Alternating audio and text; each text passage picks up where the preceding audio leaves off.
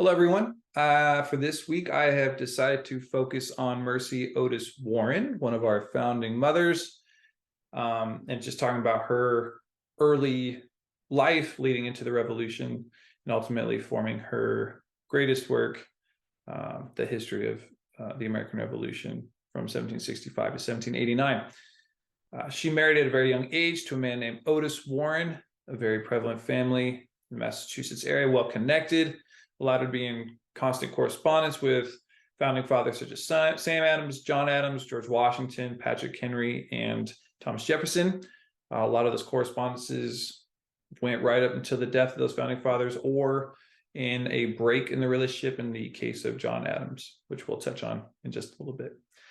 Primary or principal player in her development of thought and education was her father, James Otis.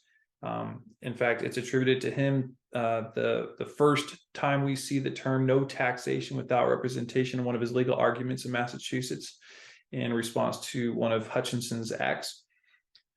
She actually approaches Hutchinson's tyranny or his tyrannical rule in Massachusetts through her first anonymously published playwright, The Adulator, which was published in 1772 in a couple different installments in the Massachusetts Spy.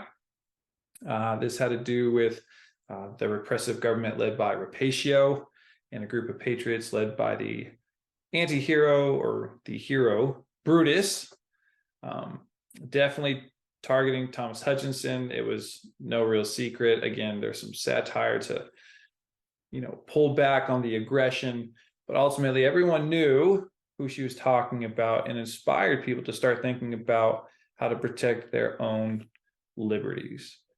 She followed that playwright with a couple others that did just as well, again, focusing on two primary facets: war and the role of women. She wanted to include the characters of women.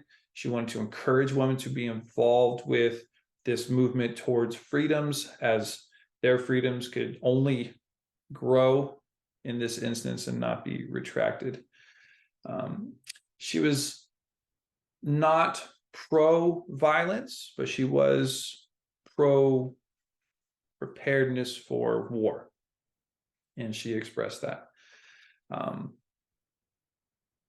She was very much involved in the politics, maybe not so much aware of what was going on during the revolution or immediately following the revolution with regards to setting up a new government, but she was very vocal and ardent against the new constitution, as she thought it did too much to form a centralized government that mirrored too much a monarchical rule.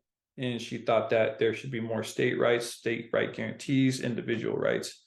And she wrote very stridently to our founders in that sense as well. In fact, later on, during John Adams' presidential tenure, she wrote him a letter saying, "Look, man, this is why you were not elected. You went well beyond your powers. You became a tyrant yourself." And then she had no more correspondence with him moving forward. Ironically, it was earlier in her career that Adams encouraged her and quoted her poetical genius that inspired her to actually follow the historical events of the revolution.